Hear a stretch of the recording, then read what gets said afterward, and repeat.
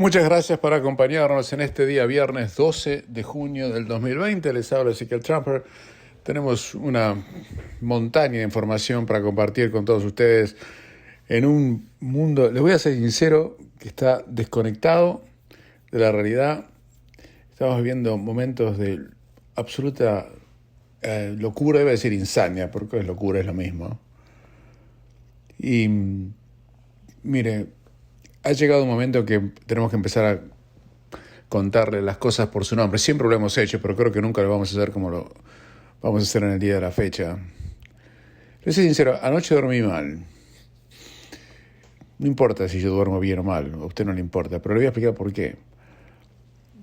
Antes de dormir, estaba leyendo la prensa internacional y estaba leyendo un artículo publicado por el diario Financial Times, uno de los tantos diarios que uno lee, diario serio, bien escrito, que no es solamente de negocio, ¿no? Uno lo lee por eso también, pero no es solamente por eso. Y leí un artículo donde estaban las últimas declaraciones del doctor Fauci, que es el doctor que asesora al gobierno de los Estados Unidos, el número uno, en relación al tema del coronavirus.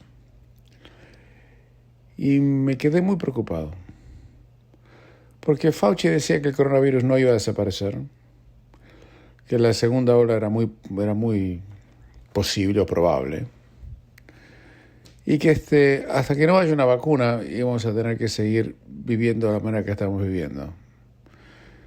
Que el virus no va espontáneamente salir de la atmósfera y tenemos enormes problemas para erradicarlo a menos que haya una vacuna. Y una vacuna falta muchísimo, vamos a tener que además que preparar billones de vacunas porque somos billones de seres humanos en el mundo.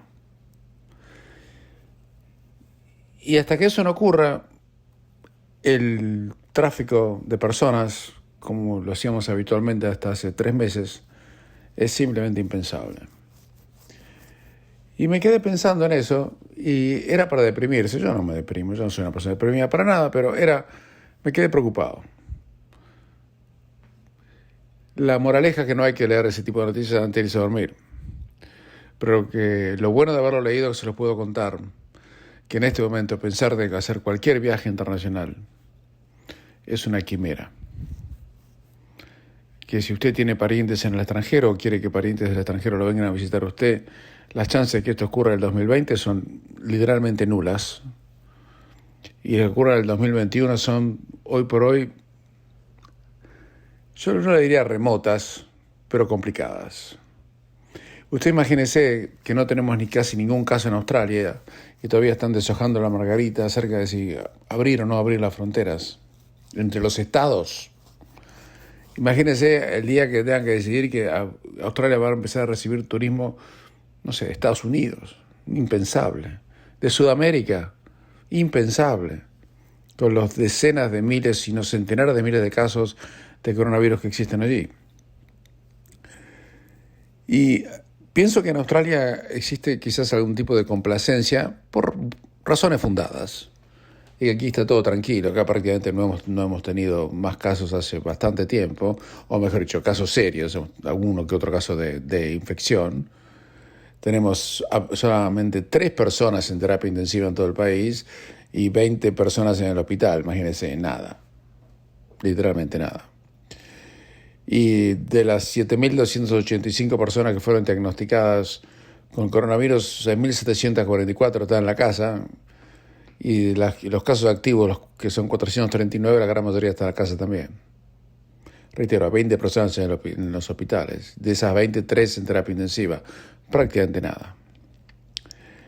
Pero el problema que tenemos es que ahora se están planeando más protestas para este próximo fin de semana en relación a este movimiento que se llama Black Lives Matter, que en Australia, en mi opinión, por lo menos tiene poca razón de ser. Nadie aquí va a entrar a discutir que si hubo o no abusos contra los aborígenes, pero el tema no es ese, porque si no hubieran ocurrido los disturbios raciales que están ocurriendo en Estados Unidos, que es casi una guerra campal, nada de esto hubiera ocurrido en Australia. Simplemente estamos copiando lo que pasó allí.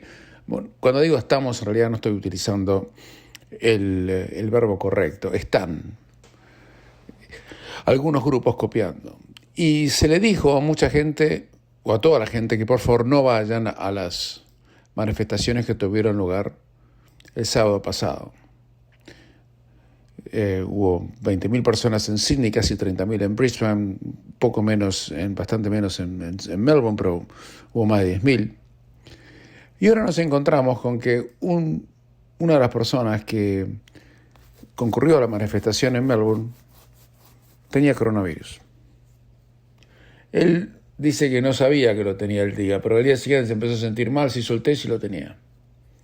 Vaya a quererle uno. Pero la realidad es que no sabemos si esta persona infectó a otras personas. Y mire que hay que tener un fierro en la cabeza, hay que ser muy, pero muy poco inteligente para haber concurrido a una marcha en el medio de una pandemia. Pero en este sentido tenemos que decir con todas las letras que la cadena de televisión ABC, que se supone que tiene que presentar un informe balanceado, incitó, promovió y casi convocó a la marcha. Yo les puedo compartir con ustedes tweets publicados por la irresponsable periodista Patricia Karvelas, que tiene un programa de la ABC, donde por Twitter ella escribió de puño y letra, o en su computadora o teléfono, que era más importante la marcha por los aborígenes que la pandemia y su cuidado en Australia. Es más, lo llegó a decir en vivo al aire por televisión en un programoide cada vez peor, imposible de ver, que se llama Insiders y que va a las 9 de la mañana por la ABC todos los domingos. Y dijo eso, bueno, ahora nos encontramos con la otra cara de la moneda. Dio positivo y ahora van a empezar a testear a mucha otra gente que estuvo por ahí. Esto era cantado que iba a pasar. No creo que haya una segunda ola, esperemos que no. El tesorero Josh Frydenberg dijo que el diagnóstico de COVID-19 de esta persona, que reitero ocurrió en Melbourne, no en Sydney, no va a detener la manera en cual quieren cambiar y disminuir las restricciones de distanciamiento social. Este hombre que testió positivo, tenía 30 y pico de años, obviamente ahora está en aislamiento, pero igualmente el tesorero de Australia, Frydenberg, dice que a pesar de este diagnóstico es importante y sigamos para adelante con las tres fases que terminan en julio para poder reabrir la economía. Y el tesorero dijo, lo que tenemos que estar absolutamente claros es que le dijimos a la gente que no vaya. Y al hacerlo se ponía en riesgo el resto de la comunidad. El gobierno federal no tiene responsabilidad por nada de lo que ocurrió. Y ahora el primer ministro Scott Morrison ha dicho, finalmente, tengo que decirlo, finalmente, miren que le costó, que todos los que van a estas marchas son unos irresponsables y que los que van a las marchas y los que piensan ir a la marcha que va a tener lugar este próximo fin de semana tendrían que ser todos arrestados. Y ha pedido que todos sean arrestados en el caso de que desafíen las órdenes de ir a la marcha. Y en una entrevista que dio a una radio en Melbourne, dijo que la gente que fue a las marchas el fin de semana pasado está mostrando una total falta de respeto hacia el resto de los australianos. Y cuando le preguntaron si deberían ser llevados a la corte por la policía, dijo sí, tienen que ser, yo creo que deberían. Uno no puede tener un doble estándar en este tipo de cosas. Y lo que pasó el último fin de semana fue muy difícil y pienso que la gente que sigue ahora con lo mismo están poniendo en riesgo no solamente la vida de otros, sino las maneras de ganarse la vida que tienen los otros. Y esto ocurrió, reitero, porque hubo decenas de miles de personas. En realidad dicen que el número total fue más de 35.000 o 40.000, que desafiaron las normas de restricción. Me parece bien que el primer ministro se ponga duro en esto. Yo creo un poco tarde, lo voy a ver. No sé por qué no lo hizo la semana pasada, no tengo la menor idea. Y no sé por qué la policía la semana pasada no arrestó a nadie cuando estaban todos violando las normas de distanciamiento social y demás. Pero es lo que tenemos en este momento. Un organismo internacional que se llama la OSD estimó que una segunda ola de coronavirus en Australia se llevaría por delante 4 años de crecimiento económico en el país y expondría a hogares que tienen altísimos niveles de deuda por las enormes hipotecas que han contraído a defaults masivos y perderían las casas en el trayecto. Al mismo tiempo, el primer ministro dijo que es hora de abrir la frontera. Se dijo, a mí que no me vengan con que tenemos que ayudar a Virgin Australia con subsidios para que puedan no ir a la quiebra. La única manera de evitar que vaya a la quiebra es que se abran las fronteras entre los estados y los aviones empiecen a volar y la gente empiece a comprar pasajes. El resto no sirve para nada. Verdad de perogrullo, por otro lado, pero es lo que está diciendo. La Premier de Queensland, Anastasia Palaszczuk, ha dicho que está cambiando el discurso de a poquito. Y ahora dice que ella y el primer ministro están de acuerdo en que las fronteras tienen que ser reabiertas en julio. Acuérdense que ella había dicho que por lo menos hasta septiembre no lo iba a considerar. Pero cada vez le están apretando más el zapato y ahora está diciendo que a lo mejor la va a abrir en julio. El problema es si la va a abrir en julio, que la abra lo más pronto posible, porque si no, no va a servir de nada. Y le digo, ¿por qué no servir de nada? No va a servir de nada por la sencilla razón de que la gente tiene que programar los viajes, no puede ir la noche a la mañana. Y estamos ya a 12 de junio y las vacaciones de invierno empiezan el 4 de julio. No falta tanto. ¿Qué tienen en la cabeza? Pero es lo que tenemos. Así que tenemos un país que estaba bárbaro y los activistas ridículos por un lado, marchando por algo que realmente no era absolutamente indispensable levantar ahora, porque no es que nada pasó en Australia en todo este tiempo, con el tema de los aborígenes, nada había pasado. Todo esto es una copia mal hecha de lo que estaba pasando en Estados Unidos. Entonces no se entiende por qué salen a marchar ahora con total desparpajo e irresponsabilidad.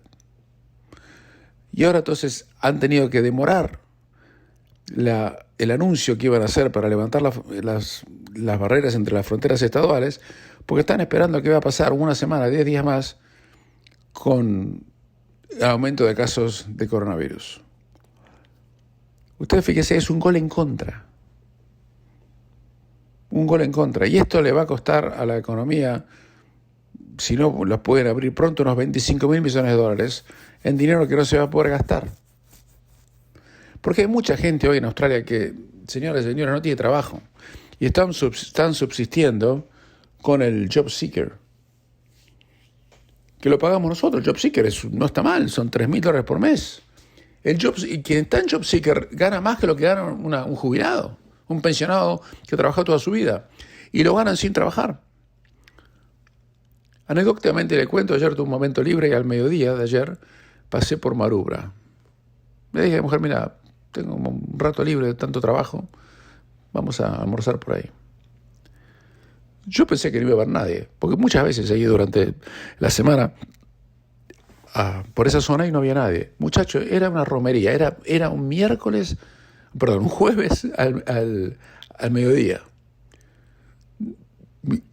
Miré la playa, hacía frío por supuesto, pero un día de hermoso sol. Había decenas y decenas de gente haciendo surf.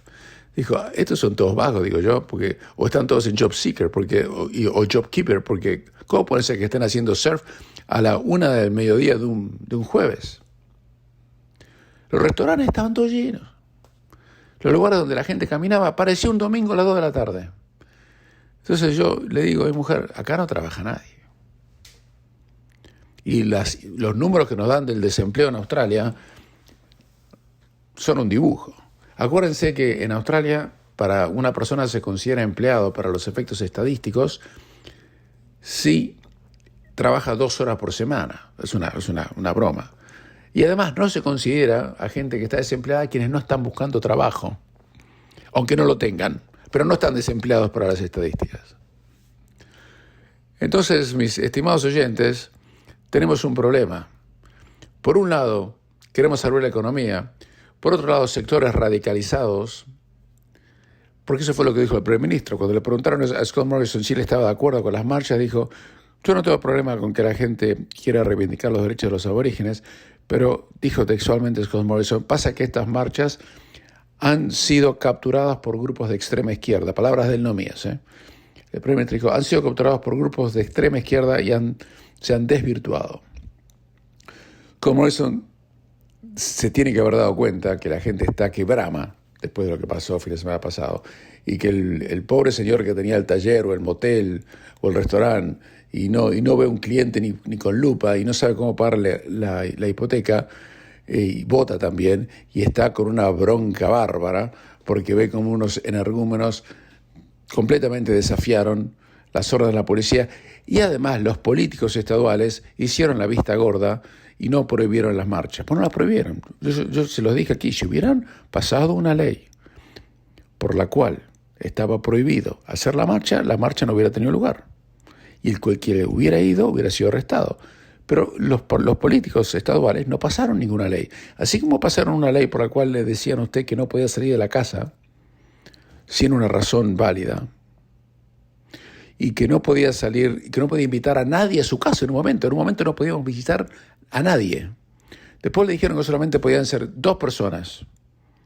Y después le dijeron que iban a ser 5 personas. Ahora lo cambiaron. Un ratito le cuento, porque a partir de este sábado cambiaron algunas cosas.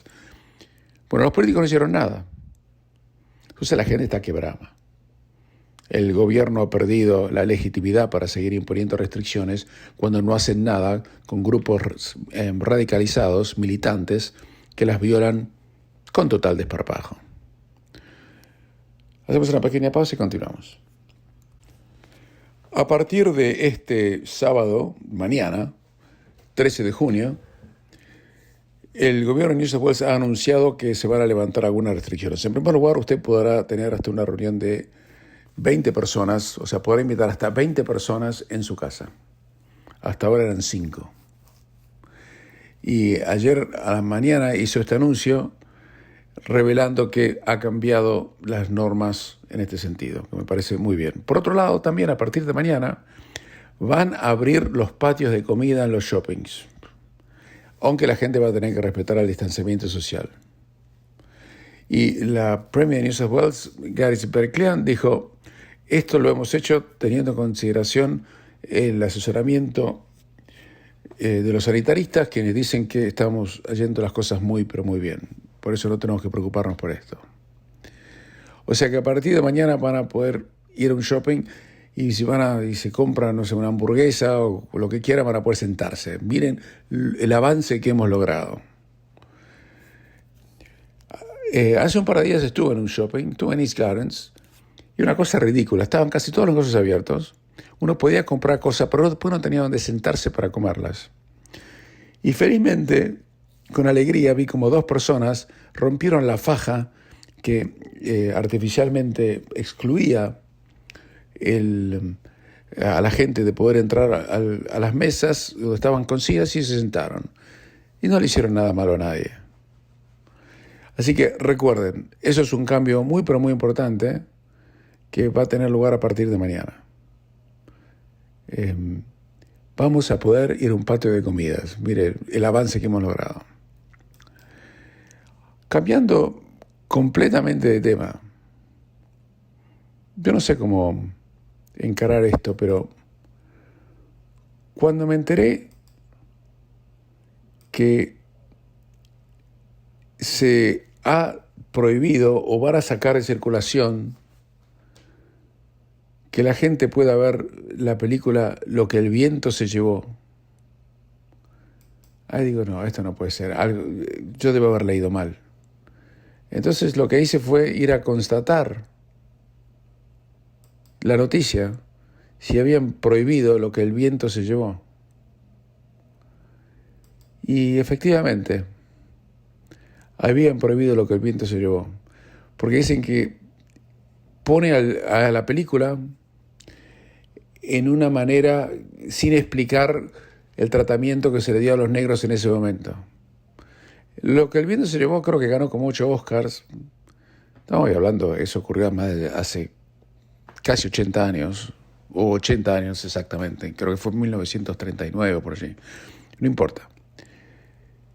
Y cuando empezamos a prohibir películas, incluso la ABC está sacando de circulación algunos shows porque presentaban a la gente de color de una manera irrespetuosa según la moral del día de la fecha. Y un tal Chris Lilly tenía un montón de documentales. Bueno, los han sacado. Ya no los podemos ver más.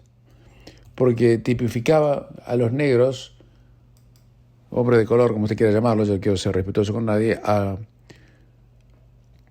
de una manera que ellos consideran irrespetuosa. Y Netflix también lo sacó en el día de ayer. Y si esto ya no fuera poco, porque esto es como quemar un libro, ¿vio? Pues no le gusta lo que dice. Porque las cosas hay que juzgarlas en el contexto histórico en el cual aparecieron. Pero hay cosas mucho peores que están ocurriendo. Esto es gravísimo. Usted sabe, por ejemplo, que en Estados Unidos están tirando y derrumbando y cortándole el cuello a estatuas de Cristóbal Colón. De Colón, quien descubrió, entre comillas, América. Porque dicen que conquistó el continente, que era sanguinario, qué sé yo. Colón hizo eso en el siglo XV, 1492 para ser precisos. Y quieren juzgar estos bárbaros salvajes a Colón como si Colón hubiera nacido en 1992, no en 1492. También, como les contaba el otro día, han derribado estatuas de Churchill. Un político en Gran Bretaña dijo algo muy interesante. Dijo, si los que tiraron la estatua de Churchill supieran cómo era el tipo que Churchill se oponía, no lo hubieran tirado. Porque claro, Churchill se enfrentó a Hitler, que no era exactamente una persona que abrazaba a la gente de otras razas y otro color. Pero lo extraordinario de esto es que hace unos años nosotros considerábamos como bárbaros salvajes a los talibanes, porque dinamitaban estatuas de budas que existían en Afganistán, ¿se acuerda? Bueno, ahora los talibanes no los podemos acusar de nada. Tenemos que simplemente mirarnos nosotros al ombligo, porque nuestras propias sociedades están queriendo derrumbar y están derrumbando y tirando al río, como tiraron estatuas de gente que hizo logros para la corona o para lo que fuese en el siglo XVII, siglo XVIII. Algunos decían que eran esclavistas, pero la esclavitud era legal en ese momento. Le doy un ejemplo ridículo. Póngale que dentro de 50 años o 100 años se considere que quienes tenemos gatos o perros somos unos explotadores de los animales. Yo sé que es ridículo lo que estoy diciendo, pero sígame. Y todos los que teníamos gatos o perros realmente violamos y contravenimos los derechos de los animales. Por lo tanto, todo lo que hicimos, todo lo que preparamos, todo lo que escribimos, tiene que ser quemado. Bueno, más o menos lo mismo. Usted dirá, bueno, pero hoy en el 2020 uno puede tener un gato, un perro y nadie dice nada. Hasta está bien visto. Pero a lo mejor dentro de 50 años no. Bueno, la esclavitud es una barbaridad. La esclavitud fue abolida en Sudamérica, por ejemplo, a principios del siglo XIX. Pero también fue abolida en Estados Unidos a mediados del siglo XIX, con la famosa Guerra Civil. Y quien consiguió la abolición de la esclavitud en Estados Unidos fue Abraham Lincoln, el presidente, que después fue asesinado. Bueno, también han tirado abajo y han pintado y han degradado estatuas de Lincoln. También. Pero mire que el problema no es que estos animales, disculpe la palabra, pero cabe otra. Si usted encuentra una mejor, mándeme un mensaje. empiecen a derrumbar estatuas por todos lados porque no les gusta lo que hicieron hace 50, 100 o 400 o 500 años, el problema es que quienes lo hacen no son arrestados, lo hacen con impunidad. La justicia y la policía hacen la vista gorda. Esto constituye un delito de vandalismo y de destrucción de propiedad pública. Y sin embargo no pasa nada, no hay ninguna sanción.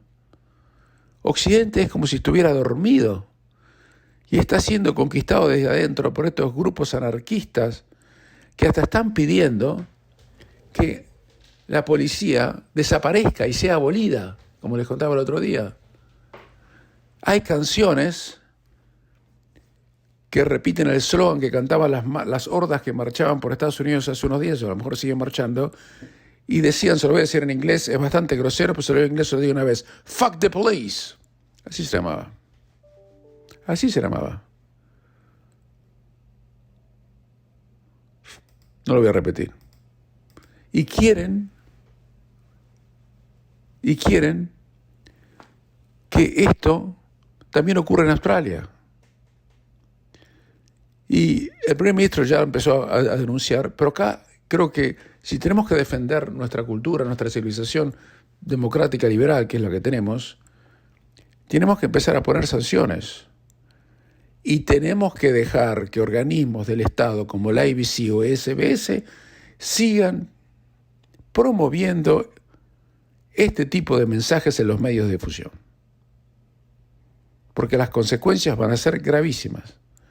Los muchachos que tiraban abajo la estatua de Winston Churchill no debían tener la más remota idea de quién peleó en la Segunda Guerra Mundial. Ni idea debían tener. Y los que derribaron la estatua de Cristóbal Colón no debían saber ni qué realmente hizo Colón, quién fue, y la proeza que logró de salir con 3 barcazas que hoy no podrían ni cruzar la bahía de Sydney, cruzar todo el océano Atlántico y llegar a lo que es hoy Centroamérica. Y darle una identidad, un idioma, una cultura a todo un continente. Que es lo que ha facilitado que en este momento este programa de radio usted lo esté escuchando en idioma español o castellano. Pero yo lo que le estoy diciendo es una verdad de perogrullo. Lo digo con exasperación, porque no existe ninguna represión, ni policial, ni política, por parte de las autoridades parando estas hordas. Y con estas hordas usted no puede negociar. O aplica la ley, o tenemos anarquía. Y si yo tuviera algún tipo de poder que no tengo, ninguno, si yo fuera el alcalde, por ejemplo, la estatua de Colón la tiraron abajo en Minneapolis, el mismo lugar donde mataron al señor Floyd y que motivó todos estos disturbios.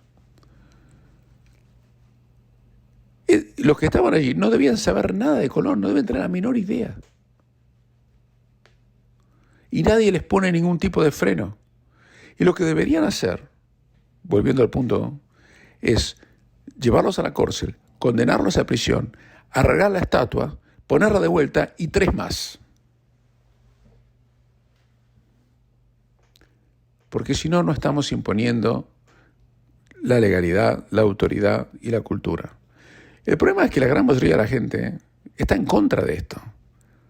Y me es inexplicable para mí que las autoridades no tomen ninguna medida. ¿Saben que en Australia querían, por ejemplo, sacar la estatua del capitán James Cook, quien fue quien descubrió, entre comillas, Australia? Fue un navegador, cartógrafo, que fue el primer británico que aparentemente puso un pie en lo que es hoy cerca de Botany Bay.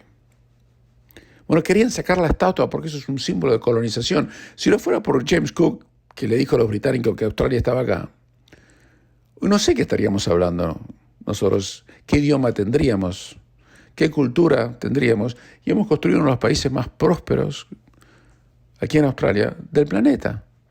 Y sin embargo, lo quieren borrar de la historia también. Esto es una locura. Esto no puede continuar. Hacemos una pequeña pausa y continuamos nosotros. Se empezó a desinflar el globo de los mercados bursátiles.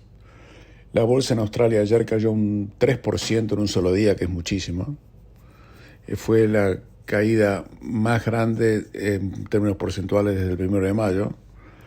Y muchos dicen que esto es porque hay una rotación entre acciones cíclicas a acciones que tienen una evaluación superior, etcétera. Eso es todo verso. Entre ustedes no les quiero macanear.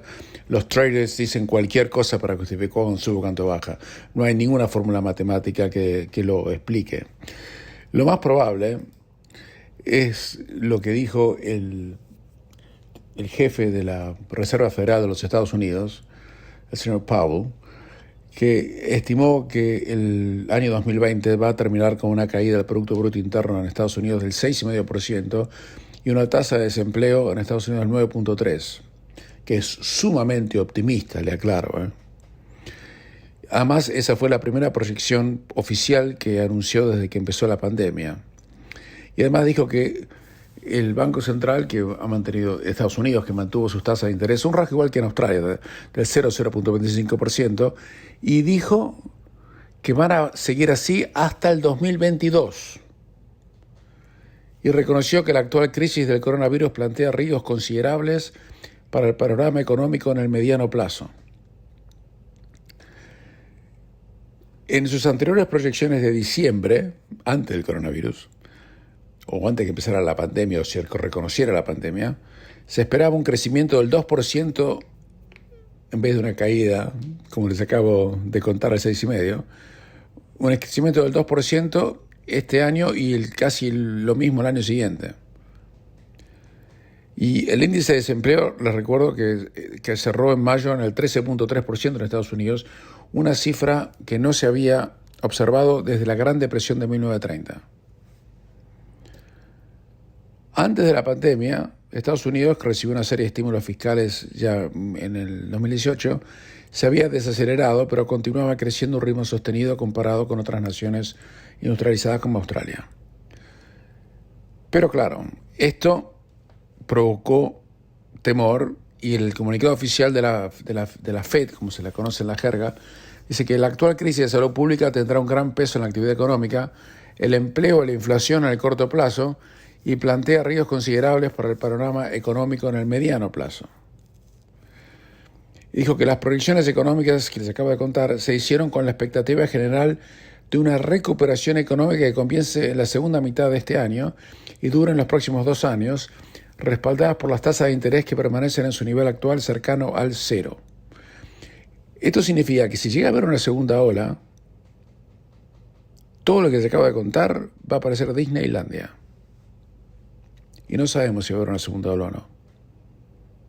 Porque si bien en Australia estamos aquí en la fortaleza Australia con las fronteras cerradas y deshojando la margarita por tonterías como si abrir la frontera con South Australia, con Queensland, en el resto del mundo no están así.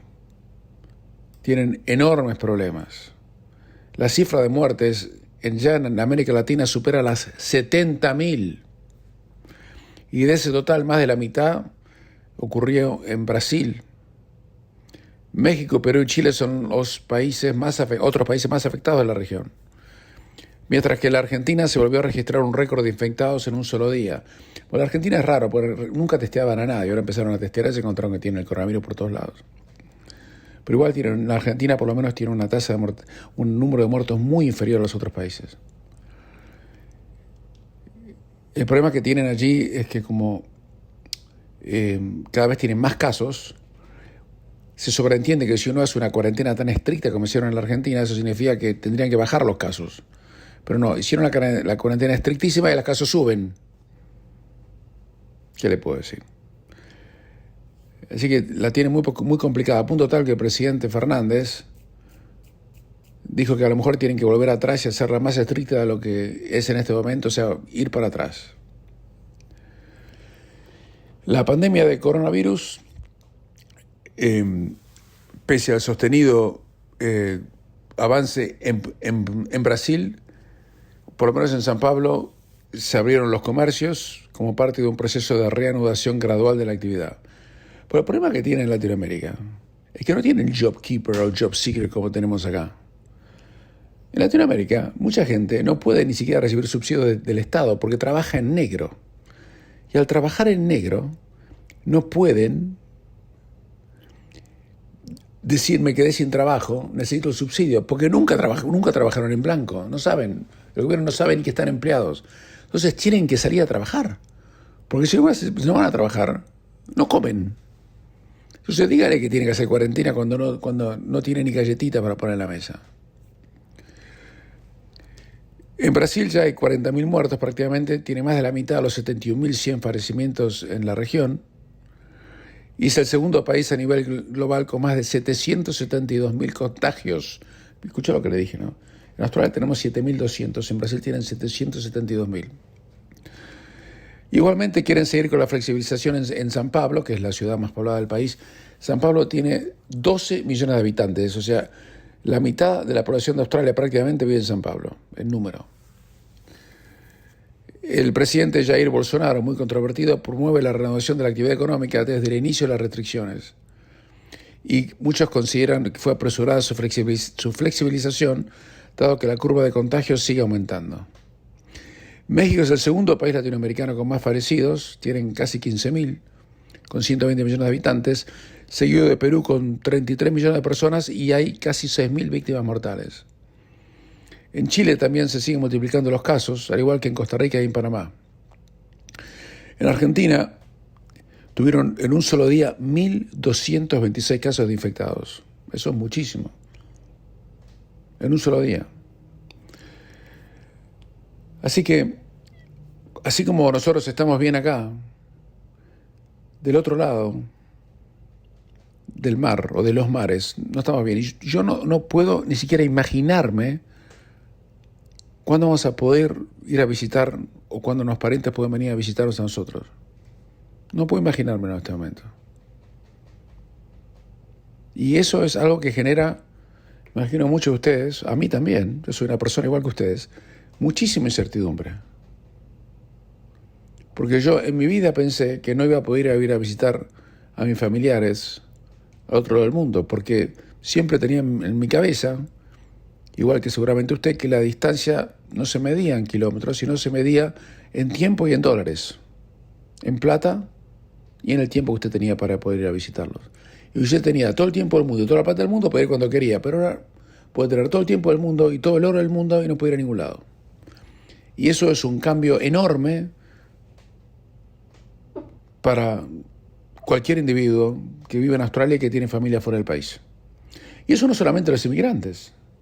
Usted piense en la cantidad enorme de australianos que tienen sus hijos trabajando en Londres, en Nueva York, en Francia, pero especialmente en Gran Bretaña, Estados Unidos y en Canadá.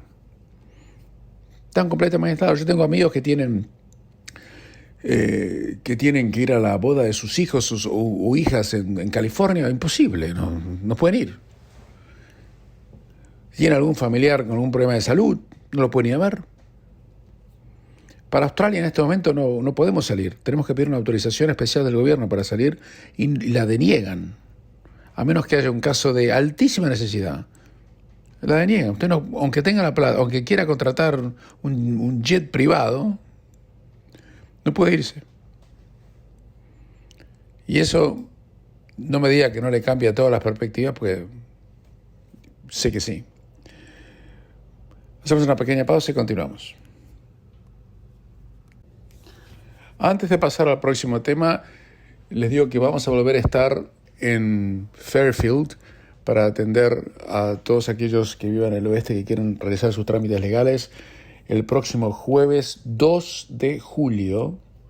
Reitero, el día jueves 2 de julio vamos a estar en las oficinas de Radio Austral para atender a cualquiera de ustedes que quiera evacuar una consulta legal para hacer sus testamentos, cambiar el que tienen, o hacer un Enduring Power of Attorney, que es distinto a un Enduring Guardianship, hacer poderes para poder usar en Sudamérica, especialmente ahora que no se puede viajar, ¿no? Se hacen en castellano aquí en Australia y tienen la misma validez que si se los hicieran en Sudamérica, para que alguien pueda hacer trámites y tomar decisiones en su nombre. Cualquier tipo de consulta de derecho de familia o comercial o criminal o lo que fuese, Vamos a estar, reitero, el día jueves 2 de julio en las oficinas de Radio Austral en Fairfield para todos aquellos que vivan en el oeste. Hay que hacer cita previa y para eso llámeme directamente a mi teléfono celular, que es el 0412-388-369. Ahora lo voy a repetir en un momento, pero si no lo pueden escuchar o escribir porque están manejando o haciendo cualquier otro trámite, usted lo puede encontrar en la página 2 del Semanario Extrainformativo, también en la página de internet de quien les habla, ezequieltrumper.com.au, también en la página de internet de Radio Austral, radioaustral.com.au, o si no, llamando a la radio donde gentilmente se le van a dar el número. Pero el número es el 0412-388-369, hay que hacer cita previa, siempre llenamos todos los turnos, no queremos que la gente espere. No va a haber ningún tipo de problema con el distanciamiento social porque tenemos oficinas muy amplias y vamos a asegurarnos que eso no ocurra. Así que ya lo sabe, si quiere hacer cualquier trámite legal, el jueves 2 de julio vamos a estar allí en Fairfield. Reitero el número, 0412-388-369. Continuamos. Les he contado durante esta semana la famosa serie del presidente, que es la serie que está dando Amazon Prime, que son 8 capítulos, hablada casi todo en chileno, sobre lo que le pasó a la Conmebol, los alegatos y las condenas por corrupción por millones y millones y millones de dólares, por sobornos y coimas que recibieron los directivos de la Conmebol por vender los derechos televisivos de los eventos como Copa Libertadores y Copa América a empresas. Mire, le digo cómo es. Las empresas pagaron 400 millones de dólares a la Conmebol. Bueno, 300 millones fueron a la Conmebol y los otros 100 millones se repartieron entre 10 tipos. En serio se lo digo. Hoy en día la gran mayoría de ellos, si no todos, están cumpliendo condenas, muchos con arresto domiciliario, pero tuvieron que devolver millones y millones de dólares. La empresa Traffic, por ejemplo, que tenía los derechos en Brasil, tuvo que devolver 151 millones de dólares. La serie en realidad es sobre la vida de Sergio Jaude, que era el muy joven presidente del fútbol chileno y que terminó siendo un informante del FBI. Como le dicen en Chile, yo no conocía la palabra, pero la aprendí mirando la serie, era un sapo del FBI porque lo habían agarrado y lo presionaban para que dije, mira, o nos contás lo que está pasando y grabás las conversaciones con los otros, o vas a pasar 100 años en prisión. Bueno, vive en Miami hoy en día y tiene prisión domiciliaria. Pero la serie es muy interesante, se la recomiendo, pero claro, ha provocado muchas críticas también. Hay muchos periodistas. Una de las partes más interesantes de la serie es cuando muestran cómo sobornan a los periodistas, pues muchos en el periodismo deportivo, y no solamente el periodismo deportivo, sino también el periodismo político y demás, son comprados, no en Australia, no estoy diciendo que eso ocurra en Australia, pero para nada. Pero en otra parte del mundo sí. Un periodista que dice, qué fenómeno, el número 4 de tal o cual equipo, en realidad, qué bien que está jugando, qué bien que cruza, qué estampa que tiene. Generalmente cuando usted escucha eso, imagínese que alguien lo va a ver un día antes del partido con un sobre y un pasaje en primera clase para ir de vacaciones con su mujer. Bueno, la cuestión es que uno de los periodistas más cercanos a la Conmebol, que es Martín Lieberman de la Argentina, muy amigo del actual jefe de la Conmebol, Alejandro Domínguez, dijo que la serie, en un tuit, dijo, es pésima, malísima. Malísima en realidad es más castellano, es pésimo se dice, ¿no? Mal actuada, mal contada, de pérdida de tiempo absoluta. Y quien le contestó fue el protagonista de la serie, que yo me llevé una gran sorpresa porque el que hace de Sergio Jaude habla un chileno perfecto. Mire, le soy sincero, se lo conté ayer, me tuve que poner los audífonos en el oído para poder entender muchas veces lo que decían. Yo jamás había escuchado ciertas palabras como cachai, yo no sabía ni qué era. En el contexto lo entendí. Bueno, el actor que hace de Jaude, que habla un chileno perfecto, no es chileno, es colombiano, se llama Andrés Parra, yo no lo conocía. Y hace un papel realmente sensacional. Cuando me enteré que era colombiano y no chileno, y que adoptó el el acento chileno tan perfectamente. En realidad me gustaría saber que ustedes, muchos de ustedes que se nos están escuchando, que son chilenos, cuando vean y lo escuchen, si me digan realmente si el acento chileno es genuino o no. Porque cuando a mí un latinoamericano copia el acento argentino, yo me doy cuenta que no es argentino. Pero con él yo no. Así que si usted vio la serie y usted es chileno, mándame un mensaje y cuénteme realmente si es así, ¿no? Pero quien le contestó a Lieberman, que sabemos que es muy cercano a la Conmebol, no estoy diciendo que reciba ningún sobre, ¿eh? No estoy haciendo ninguna insinuación que recibió ningún sobre de la Conmebol. Por favor, no sea mal pensado, ¿eh? Jamás diría una cosa así. Sería una infamia de mi parte decir una cosa así. Para que Lieberman, que tiene tantos seguidores en Twitter, salga a decir que la serie que habla mal de la Conmebol era tan mala. No es mala, es buena. Y el que le contestó fue el actor colombiano Andrés Parra. Y dijo: Martín, aceptamos tu crítica llenos de humildad. Gracias por verla. Si se la pudieras recomendar a tus enemigos sería genial. Un abrazo. Y Lieberman, que no recibe ningún sobre, yo nunca dije eso, sin intención de arrepentirse o disculparse, fue por más y le volvió a escribir. Dijo: ni a mis enemigos, si los tuviera, se la podría recomendar, señor. Quienes conocemos a los protagonistas y la historia sabemos que tuvo un mal guión. No se ofende, yo también hice programas malos. Fuerte abrazo y éxitos. Mi consejo es que la vea y usted mismo saque sus propias conclusiones. Espero que tengan un hermosísimo fin de semana.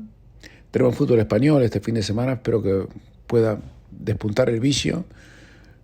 Mañana a las 6, el domingo a las 6 de la mañana juega Messi otra vez.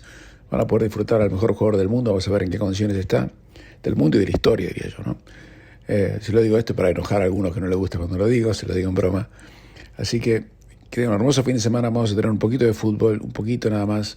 Pásenla bien, disfruten lo que tenemos y festejemos que podamos vivir en un país prácticamente sin COVID, sin coronavirus y estar sin pánico y sin amenaza de poder contraerlo, como es Australia.